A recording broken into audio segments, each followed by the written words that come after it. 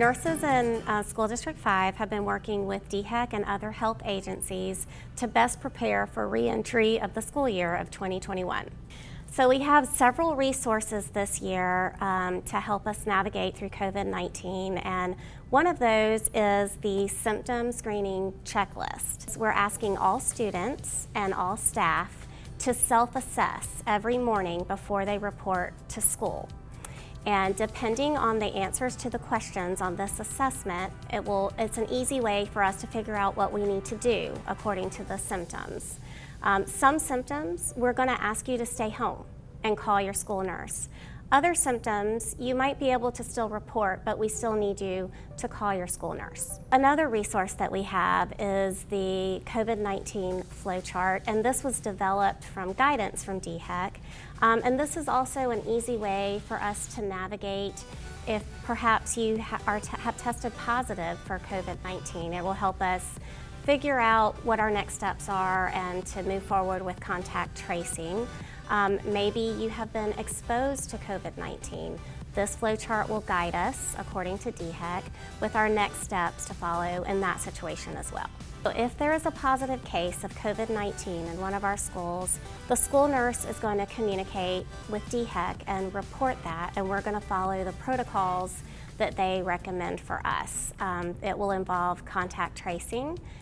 It will involve guidance for quarantine, and it will involve guidance for cleaning and disinfecting the affected area. Health rooms in School District 5 are going to look a little bit different this year. There are some procedures in place. One of them is each health room has a designated area for daily medications and procedures, and a separate designated area for assessment and treatment of students who might be ill.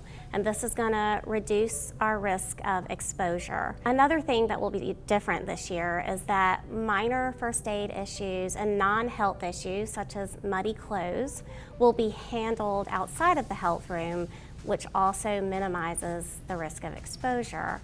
Some modifications or differences that you might notice in our health rooms this year is we, in some cases, have installed some curtains to help with isolation and keep the ill students away from the healthy. And when it's permissible in a school, we've had separate entrances, and those will be designated, one for those who feel ill and one for people without symptoms. There will also be some additional staffing to help with things like escorting students out to their cars when they're being dismissed, when the nurse is not available to do that.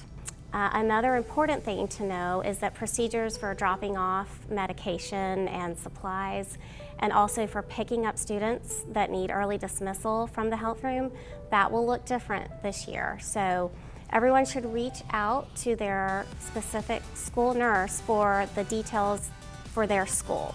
So for both of the documents, the screening checklist and the COVID flowchart, those can be found on the district website, lexrich5.org, the re-entry tab.